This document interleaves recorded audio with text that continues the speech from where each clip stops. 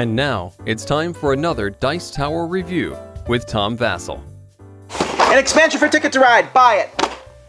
Oh, I'm expected to say more? Okay, well this is the start of the Ticket to Ride map collection. This is the first one. The second one is coming out in a few months. This one is Asia, something that had me woohooing because having lived in Korea for almost a decade, I'm very interested to see games that involved Asia somehow. And hey, it's a new map for Ticket to Ride, always. But what intrigued me about this version is that there's a team variant. Not a variant, in fact, one of the maps is built specifically for teams of Ticket to Ride. What? Let's take a look. I'm going to show you the side without teams first and then the side with teams. Here we go.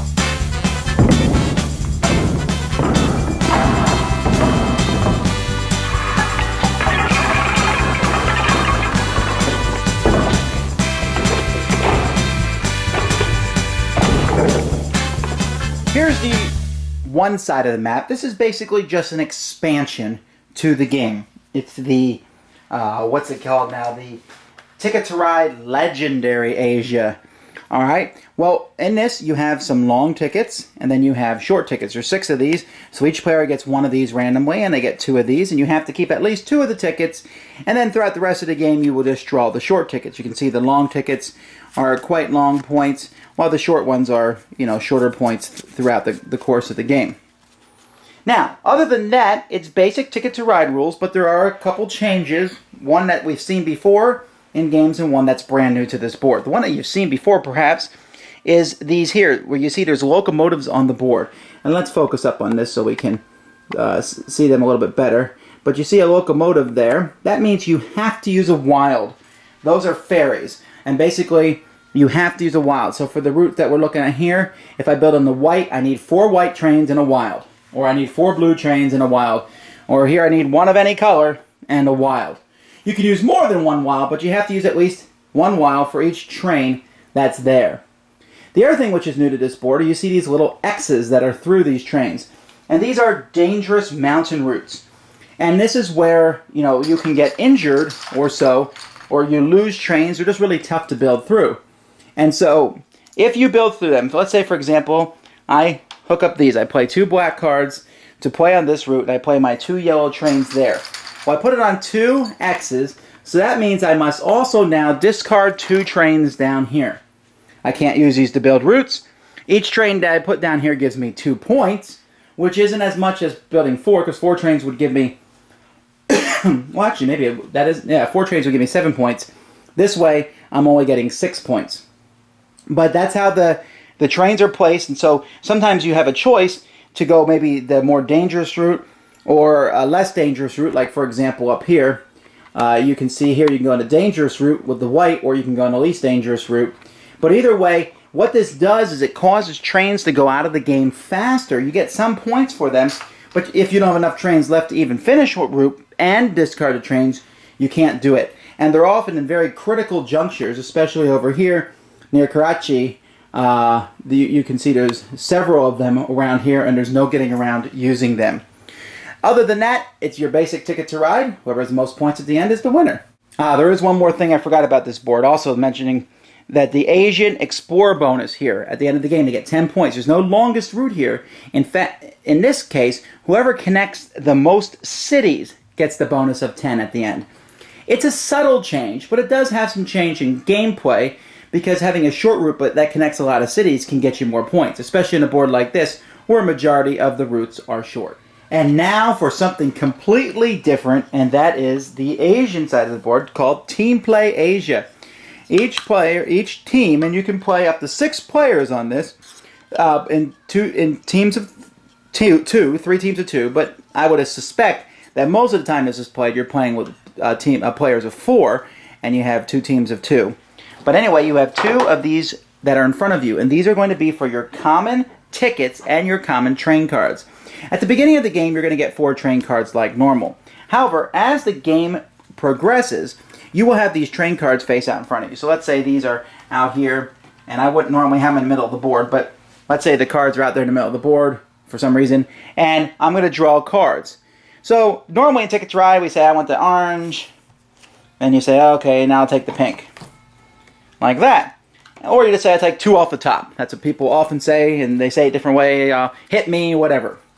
Now, in this game, it's different. When you get 2 cards like normal, or 1 locomotive, but if you take 2 cards, the first card, when you take it, you either have to put it into your shared rack or into your hand. If you put it into your shared rack, then the other card you take must go in your hand. If you put the first one in your hand, then the second one must go in your shared rack.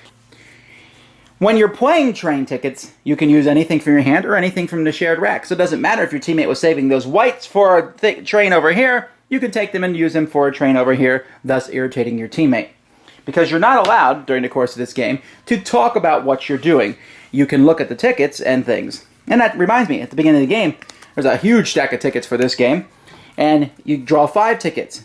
One of those tickets must go here in the common ticket holder, and 2 of the tickets at least must go in your hand. You can keep as many as you want. As the game progresses, if you want more tickets, you draw 4. You must keep at least 1, and if you keep, no matter what, you got to put 1 here in the shared tickets, and the rest you keep. You can give up your whole turn to put 2 of your tickets into the shared so your teammate can see what you're doing. But other than that, he doesn't have a clue what tickets. And did I mention, this game, normally you have 45 trains in Ticket to Ride, but now you have more added, 9 more trains that are added to your side, so you have a total of 54, and each player gets 27. And the game is over when one player, or when your team, I should say, is down to a total of 4 trains or less, and then you trigger one final turn.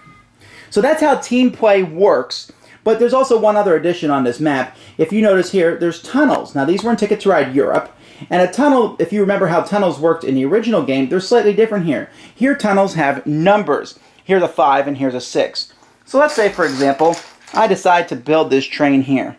And that has and I pay 1 orange card to do that. But that has a 5, so I then must flip over 5 cards from the top of the deck.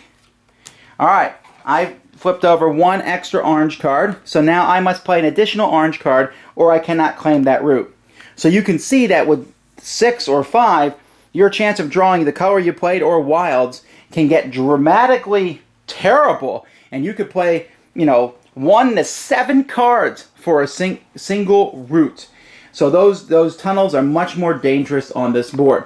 As for the map layout, it actually has a kind of a feel, almost a similar feel to the USA map, where you have these long routes at the top, and then there's some conglomeration down here in the bottom. It has a very similar feel to the United States in how it's laid out, but it is different. And there's even a triple route over here on the sides.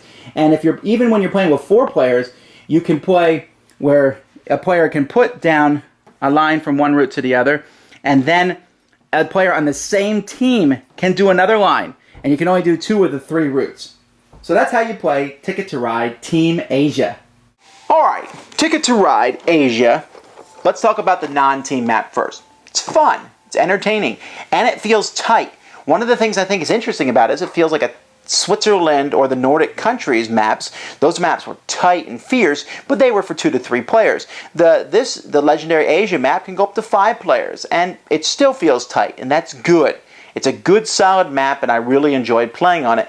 And the fact that the trains disappearing really brought some things into perspective. You could try to run the game out, in a sense, blowing up your trains and hoping you connected enough routes to win. That actually strategy, I think, is a viable one. I've employed it myself. The team one, wow, is that tense. It adds a whole new layer. Because before I'm just saying, hit me 2 cards off top, hit me 2 cards top. Now I draw the top card and go, do I want to keep this card or do I want to put it in a tray? Because you're sitting there, maybe not you, but for me, I'm sitting there frustrated thinking my partner is just not going to do what he should do or she should do. And looking at the cards they play and you're like, why did you put cards there? Come on, what is that? You're wasting, look at this, I know the best route to get from here to here and you're not doing it right. And you're not even sure what the other person is doing because you don't want to waste time putting those train tickets there. But at the same time, maybe you should, because then you'd work better together as a team. So it brings out some interesting aspects, and I have to say I really did enjoy it. But when it was done, it was like, oh, it's an intriguing game, and I hope to see more of this team stuff in the future because it is fun. And hey, it's one way you can get 6 people to play Ticket to Ride. That's a good thing in and of itself. This is a good expansion. They're 2 of the best maps so far. Don't get me wrong, I like Switzerland, Nordic countries, Markland, Europe. But I think the not legendary, but the team map Asia, I think it might be my second favorite map after United States. It's a good map, it's tough, and it's a lot of fun. Either way, if you like Ticket to Ride, this is most certainly an expansion you're going to want to add to your collection. Thanks for joining us today. For more written, audio, and video reviews, as well as the #1 board game podcast, check out the website at www.thedicetower.com. Until then, this is Eric Summerer, and you've been watching The Dice Tower.